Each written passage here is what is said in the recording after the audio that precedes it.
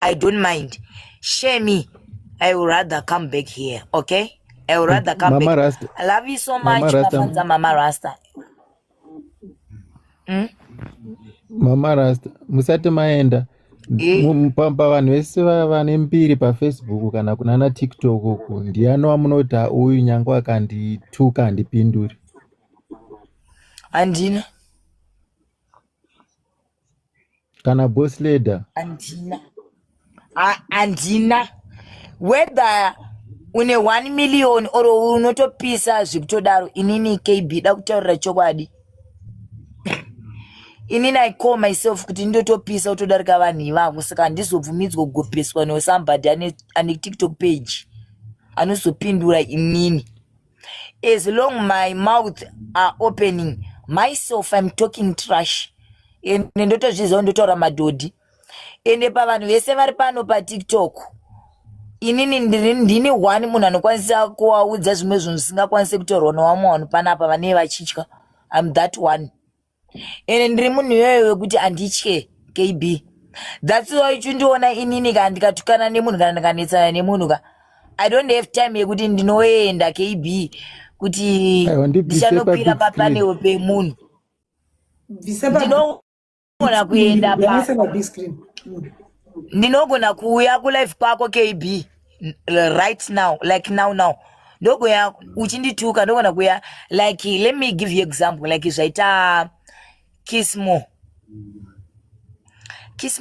ndatomona tori palive ka vandatopinda ndichingonopopa mazuva ndiri kuflya ka because level rangu rakura remagift. Ndichingonopinda palive yako KB rinotopopa kuti Mama Rasta is joining. Pandajoina ndabva ndaona Kismo akambavhaka kekuba majuweri rachipo aka kachiudza Colorful kuti Mama Rasta vauya. Izvozvo manje hauzombomise Mama Rasta. Chero nanchikuda zverudzi rupika ndandazokuradza kuti ndiri garo lata ende ndinotoganga kudarika iwewe ende ndotorwa nchimama semombe.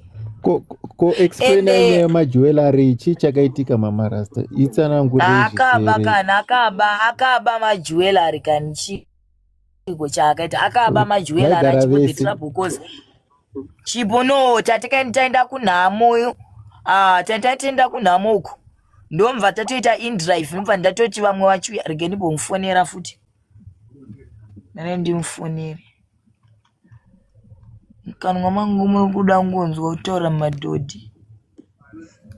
Let me call. Apa mufonera Kismo ndoda kufonera chero Colorful ko inini KB ndakwana kai asi KB kufunga ndikunyepa kuti ndati ndichafona na2 manero uchanzwa kava chikudza kuti ndafona na2 manero kana na3 am asi kufunga ndikunyepa. But munetarisiro yekuzogadzirisana here nevanhu ava kana kuti tigadzirisana nemahure maringepe manchikwe uchida kudzikisira level raMama Rasta waitikwanise kwe ko Mama Rasta ko nyaya yeHonda Fit inini ndakushamisiko kuti layewo ane mari yekutengera Colorful Honda Fit layewo ane mari KB. That's the fact chandoda kukutaurira musikana uyo. Layewo ane mari KB kana takutaura zvegwalangwa waiza takutaura zvevanhu vane cash vari vana vadiki vaine vachichengeta nherera maorphanage vaine maproject. Anoita nezve anoshanda kupi? Baba vake vane mari. Ndiyo kumbo. Do you know kuti ndakapuwa 9 malayoni na do you know kuti KB ndakapuwa 9 malayoni ekombo na layo? Do you know? Regai muzomurwira. She's the person kuti chero ndikaenda kumagame inini I'm not a loser. I am a winner. Not a loser. I am a conqueror. Ndiane page rakabviswa paTikTok rakabanwa. Yes, she's the one ane account yakaitwa ban. Zvakonzereswa naColorful. Hazvina zvokonzereswa naColorful. Handidi kutaura zvinhu zvasingazivi kana nhema kana kunyepera munhu nditi ndiColorful iye asiri handi kutaura zvinhu zvasingazivi. There's nobody who knows whose report TikTok page raya.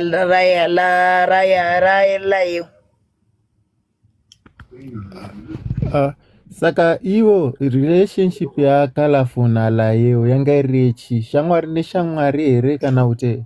No, relationship yaLayewo naColorful yanga yekuti Layewo anotya kutukwa naColorful.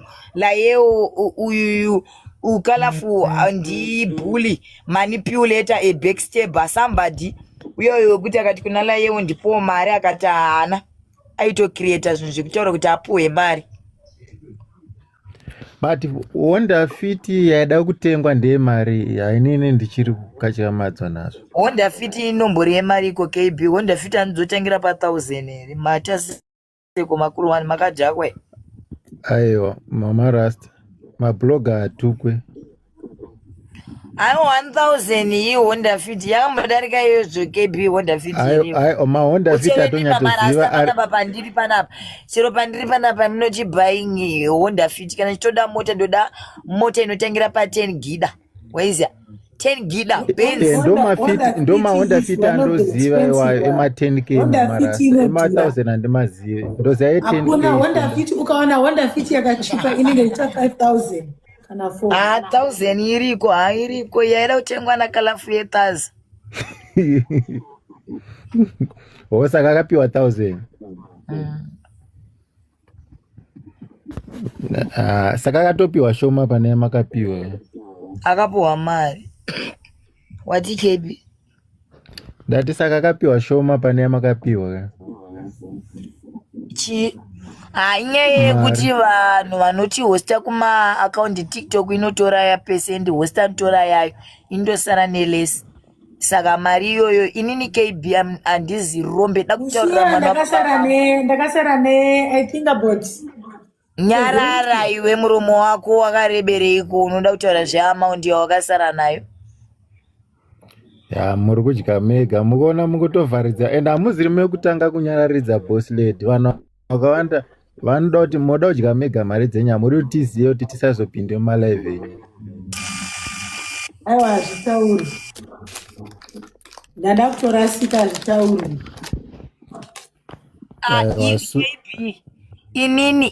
Inini ndinochengeta mari yangu kuPayPal. Every dollar that I win here on TikTok KB ndochengeta, whether is $2 chero inini maakaunti mangu ndinotomeka sure kuti TikTok ndasana sina every coin, cause inini I'm very troublemaker.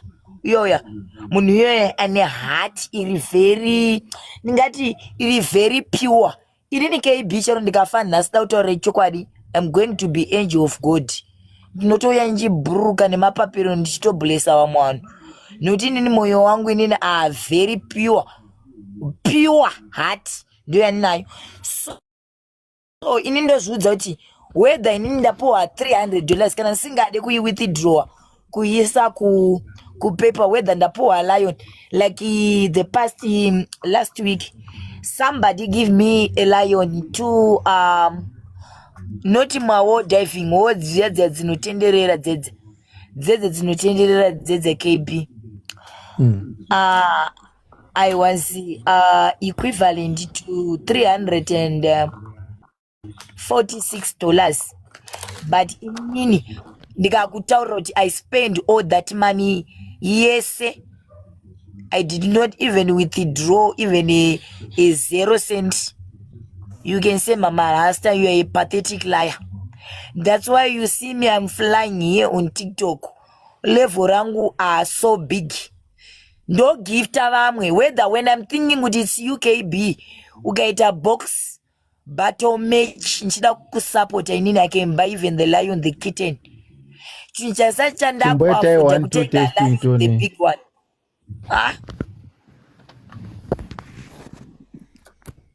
Mboita 1-2 testing to not how far. Ndamari account nda withdraw.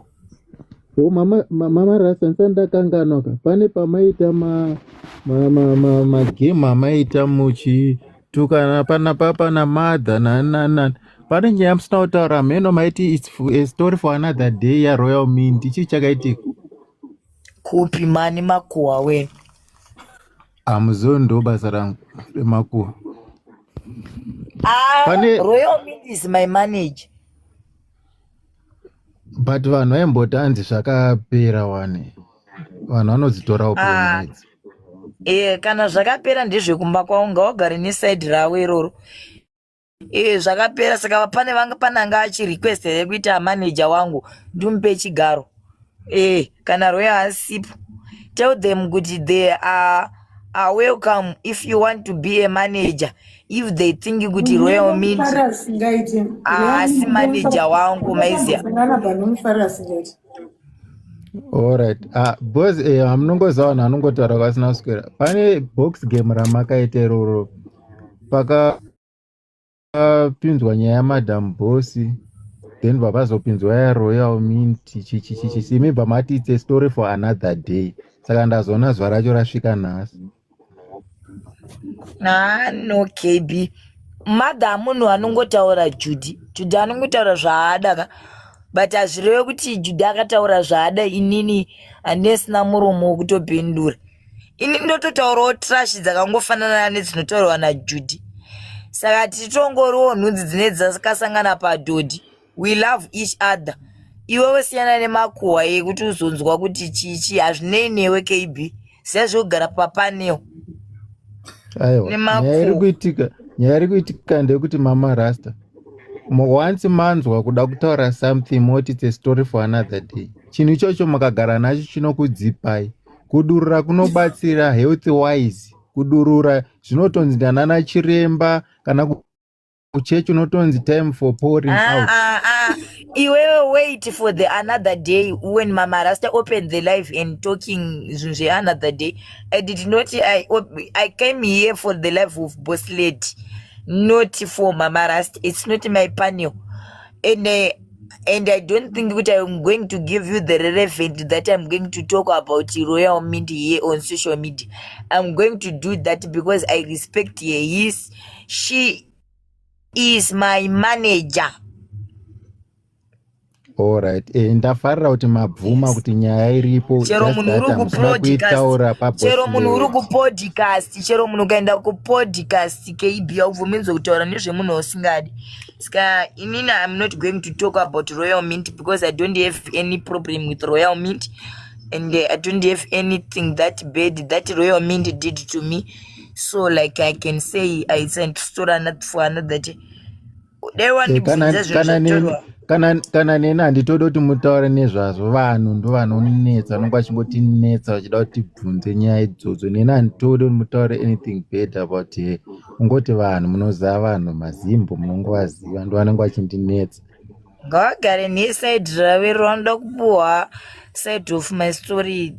We are part of our family or both of them. Me, I'm alone.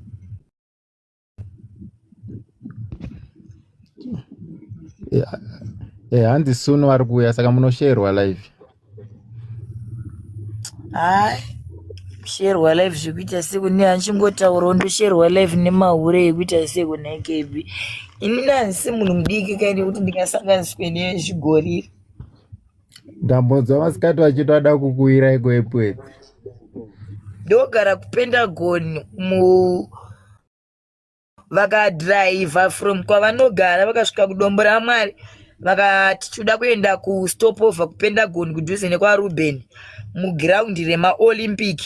Vakabvunza chero vana vanenge vachitamba chikweshe mugiraundi imomo toda kuenda paMama Rasta.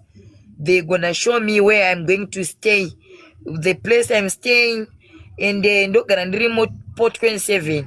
But chandoda ngoudza nchekuti before they come to my house they have to carry their wheelchairs because inini I'm not the person, I'm not a coolest person. Vongotakura mawheelchair because inini KB magidha ndovhura mufesi wangu and it's only God yekuti Mwari vakangoninyima machende mufesi wangu. Machende chendo handisina mpurugwa mangu ndo handisingorina masvada but chero murume wangu ini paagere paipa baba 6 pack vaivaya rasta nekukura kwaakaita kuya handisarende kurohwa magwala angu amufesi wangu ini ndakakula down handiti hazviitike mulife mangu izvozvo ndakatozviramba chero wakakura neni pachikoro zvisiri zvekuti ndiri kupenga kana kuti ndiri kusasa pano pasocial media vakadzidza neni chaivo vanotoziva kuti mama rasta hamupengo panotorwarwa inini kuchikoro chaiko kana ndichikura zvibhagera zvangu zvimbokoma zvazvi zvemafesi noti vakadzi kozi ruoko rwangu rwakashata ndakaonda ari kodzero kurova munhu mukadzi because ndikarova munhu mukadzi ndotoenda muchitokisi chacheno handatonzi medha saka ndoda murume ane machende antori nemboro inotomira waiziya nemachende. Let me open my camera, let me show you my knuckles.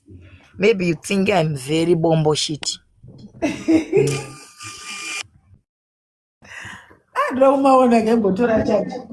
You see my knuckle? That KB, you see my knuckle? You see kuti iroko rwechiboy. Ende kana nchirova fight inini andirwe nemunhu zvevakadzi zvekubatana. Chekuti uyi ndisi ndazoneta ndokupa 1 meter dumbbells. Saka munowakwadza kisimona kalapo. Plus inini murume wangu inini paarika. Murume wangu rasta uya. I wish kuti one day he is going to be somebody. The trainer chaiwe babutsu. Zvoti padeni pedu chaichepa wanototiziva chero vanhu boss lady zvasiri zvekunyepa. Chero vanhu vakatifollowa from Facebook vanotokutaurira kuti padeni pangu panopisa. Kubva kumwana chaiye wangu kuna Clinton ane 7 years. Kusvika kuna mai. Kana musiwoyo chakatochaya titori patraining tichitosenga mataiga tichitobutsura midhuri apana kana anotombomira kana tichitorova ma180 for 30 minutes baba vachitraina muri yese padeni techitozvida. And I think I'm going to do that on Thursday. Rasta ari off. Ninyatsokuradza kuti ini ndiri ngwambi andimiswena nakala afuvana vadiki zvibhakera chaizvo dumbbells ndotoda. But Rasta vadizve social media era muavhuriro account Rasta pa Facebook. Rasta anongopostwa neni chete mukadzi wake. Alright, ivo Rasta havana interest muzve social media kana kuti mimi ndimakatotonga makatoti handidi kuona kuno. Rasta ane Facebook page rake rinotoenda mari kuFacebook. Rakanzi Dreadlock Sender. Rine profile picture yangu ini nai. And itori active. Zvokutodaro. Yeah, you can log anytime, any day, but let me show you my husband using phone yakishanisa these days.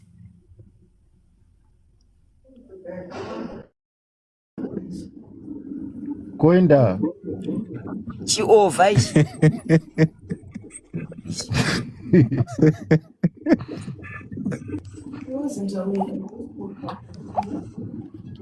Koenda.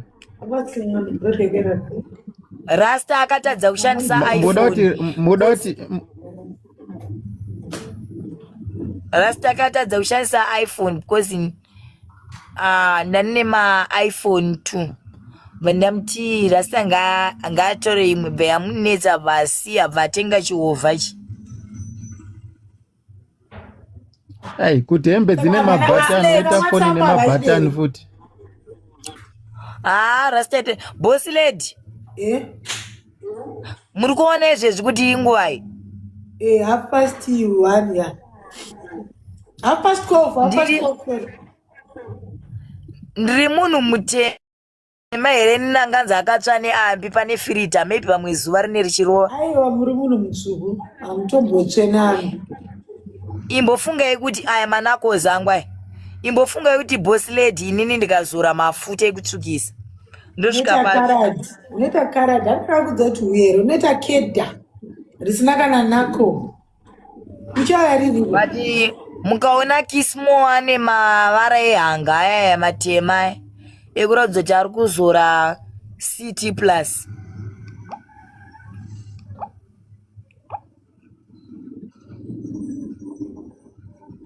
Kalafo makambosangana naye Ansati ba ansati.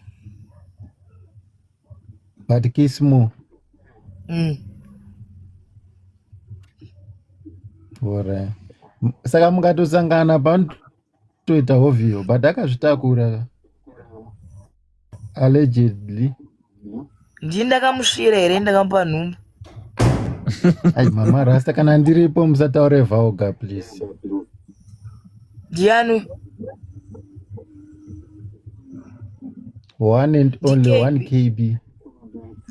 Bye bye KB, bye bye. Mire ndibaye foni yangu ndibve. Bye bye KB. Ya masititi ari kupisa.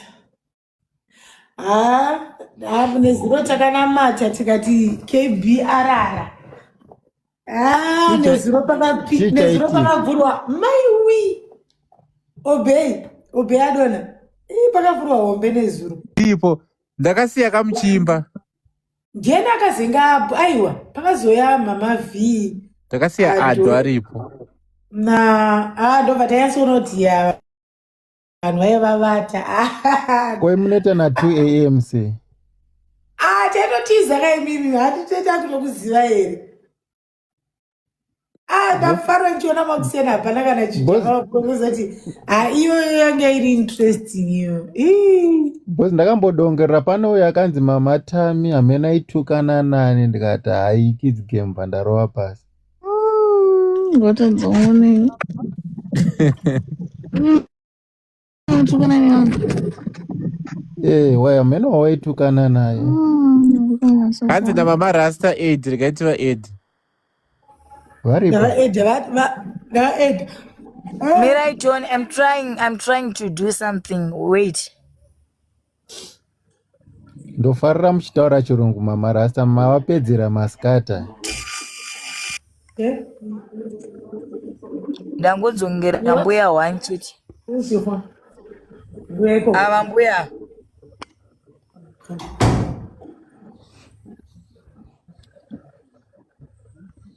Ndima akadzokera panapa. Laina. Ndivapa. Kusviba kunge kamunhu kakayamwa tsito musatanyoko. Ngekuzvimba kumeso nge munhu anonwa manororo nemapiritsi edzi. Unondiudza zvekuti zvakubhohwa. Who are you? Satakandya zibeche mukee. Pondabvisa sekufesi yambuya. Zimhata mufoi. Wanzwa. Maziso ane homwe. We. Munotaurei naye mambuya panotaurei mimi mashireki. Chamunoda kutaura anyora mucomment section. Mira boss lady. Kwa shireki. Chamuri kutaura maine mahomwe amina wai. Amusi kuona kuti makarohwa necyclone Tundi. You don't see that? Mahumunya. Kusviba kwacho zvibhobvunzai Jehovha kuti sei vakakupai skini inenge gwasha dombo kudaro ngekamunhu kakayamwa tara. Munhu wemukadzi tsvukirirawo so. Chero wakashata tsvukirira. Hazvizodi kushata woshaya wosviba pamunhu wani. Zvigunwe zvinenge tsangamidzi zvakarebenuka kudai so. Itowo maoko ari sex wetowo ganda riri right woshata kufesi. Chishatawo kufesi wotsvukirira. Varume vanogona kukunanura. Manje munonanurwa naye makadai so nge munhu wekumarawo akatsiga poto yemheni yengavi. Satakandya. Bye bye boss lady. Zibeche. Pakaipa nasi. Guys ga. Vari kutoda maOlympics ekutuka.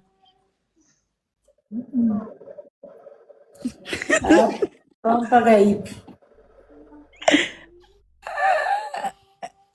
Mama Rasta vanozombopedza zvavo. Unozoti chero uri kutukwa panguva chautsamwa. You'll be impressed. Usadherera.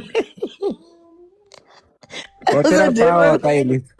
Boss lady imagine uchinzi Shrek bro. Mama na Ado. Mati? palive ya 2 am papa na mama V na Adonani. Neni? Ani Saka papa vamwe. tikatoenda munosara muchitozoita live papa. Aiwa nhasi hazvichaiti but live yekuma2 am ndo patiri kupedza nyaya.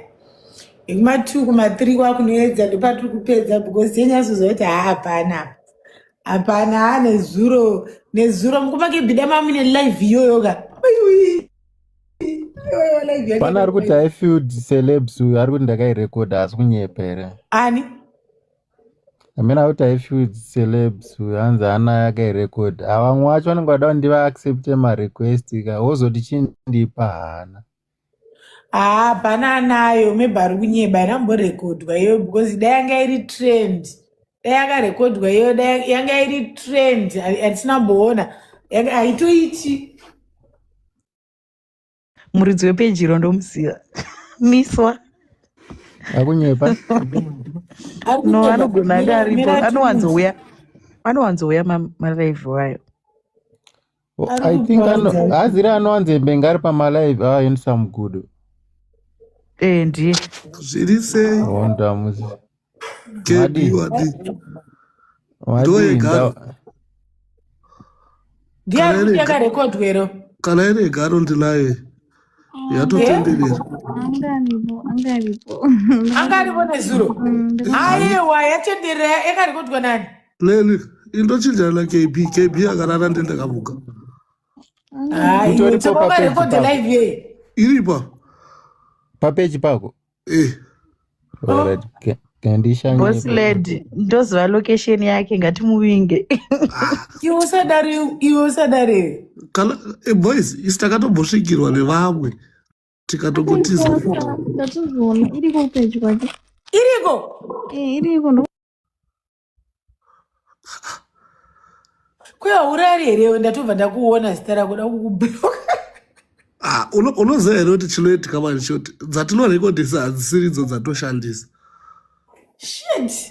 Saka unoona kuti blog yako iyi kai but yandorekodhesa sandiyo ishi. Iwe nezuro takarasa muswe bohera mara musadaro delete kana iwe. Iyo maya ukaona kuti chi daukudza fair mamavhika ndevangu zvekutodaro saka ndaumbodanyorekodha pakaipa. Waona kudhipisa handina kudhipisa. ndikubvako makapostwa katatu. but iri bhedhi here. Aiwa haisi bed. Zvodhipenda kuti yaunoti bhedhi ndei. Ini nangu ka. Kuti muchirerutsawo tiri vanhu. Zvimwe zvona tinotozotanga kutozoregreta. I hope wako zvauri kuti mama vhinde vako obviously hauna kuzonyanyo because pakapotseka nezuro. Ini ndokoti rekodhe. KB akarara ndendamuka. Handotozona zeshort aiwa shift rakachinjwa. Akatoitsefa mukoma KB yanga isingaiti yanezuro. Yo KB yo tine kwataitombosangana vanhu. But ndalisanda serious nekurekodha. Izvezvi ndakurekodha manje. I think inini ndokuzira. Ndakazombororwa rekodhi rakandipinza pamawani. Mana ari marekodhi akaipaya. Ndokwandokuzivira ikoko. Saka hazvizoite manje kuti chi ndinyatsopomba wamavhiwa izi. Ya kana usina kutopomba zveshuwa ndingafare because no man. But uneriri unfiltered. Gandicheke kufoni kwa aiwa KB hayo wamavhiwa. Yukuridi KB zorora. Ariite KB chingozorora usha. Tinorasa umwe ukamo. Aiwa pane pamwe pekuti information chete ungonzwa kuti ninga akamboti gore rakati. Usatombomupa. Isitinorekodha zvedu. Ukaona kuti chi ndechikotenderera ndikabva pano ndodai plus ukandibloga naye ukakandibloga pandogara ndiriko kulive kwake ndichiona kuti ari kuitei ndobva ndaona kuti lanyaya wese akandibloga ndechienda nedzimwe account. Amana kamozoti ndakadedzwa nepolisi nenyaya yerekodhi. Yasvika mupolisi ndakadiwa rekodhi yangu. Boss lady. Alright. ndakuda naye kangani. Ka3. Thank vakutotaura zisiri necessary. Alright. Koyo shakes ukuthi iwo ndakarekodha iwe ndikapinzirwa 5 makozi tokumbirawo magwana futi kuti utaure unonudza kuti ari tokumbira ubvise kuti magwana utaure futi Pakaipa blog haridonhedzi haridonhedzi chero dai zvodii harido. Ukaona udonhedza ndewako, ukaona wadonhedzerwa vhidhiyo nemunhu yeye ndewako watoziva kuti ndewangu because blog haridonhedzi. wani munhu wandakabvisira ihwani chete vamwe vese handina kumubvisira. Hazviti ukaona akudonhedzera utoti uyu anokunzwisisa atokunzwira tsitsi because hazviti. Atina mama Rasta wabva kuona live yazuro ndofunga ndiyo iyi. Vaiona? Vatotaura mucomment section. Vakutoseka. Hanzi chino mama. Aiwa, but thank you brother nekufita kwamakaita. I appreciate. Thank you zvansingabuda mawana. Isusu tongoti patasvika zvedu techitauke takapusa tichingo hativhorese hatiita sei.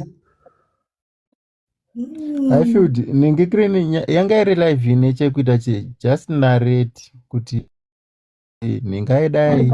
Ndimabavhiyi vaitaura nyaya dzavo dzeligiriki. Mira tange ndabvisa pekurekota. Aiwa ndatozopfunga. Mama Viva, alright, mira, Mama Viva. Unozaira kuti kana magaro esaenda ubovaposta unobozviziva. Asi vaitobvisa hembe vachiitirakidza. Aiwa kana kune munhu havanobvisa hembe. Ndikuudzawo kuti hauna umaposta. Aiwa ndikutaura zvekutanga zvezvo pakatrenda nyaya dzemagaro kuita seidzedzo. Handaudziona idzodzo. Handinambobvira ndakazviposta zvisizvo zvozvo. Ora, saka papana Mama V na adopted son na boss lady. Papa nemumwe ndiani? Alright, munhu akatanganya ndiani? Ndimama V. KB. Vakurova rekodi. Aiwa KB iwe. Kutisisa bana. KB unotyisa. Iwe unozati ila ndinoita sikandaoneke kukoma KB chakakudarikewo chane zuro siyana nacho hatinokuwara mana musadari. Mama V bo munhu. Vangu zvekunodaro handitombode adopted wacho naMama V ndevangu zvekunodaro. Saka pane vanhu vatisingatombode kana tomboti kana tombobvunzwa nyaya dzavo kana zvakazodii hatisingatode kana kutotaura nezvavo. Mwe nemumwe ane wake pasocial media. Hapasheke munhu wake. Hazviiti. Hatitotaurani. Tiri loyal. Boys, saka awada kuita bheto nacho nguva iko, wada kuita tarara manje hatirari. Tatokuziva, iwo ndatokuziva manje. Because totoziva kuti KB habatike from now manje kuma 2 KB hachabatike. Totoziva. Saka tinorara torara. Izvezvi hangwa dzacho dzatoenda ndakutorowa pasi.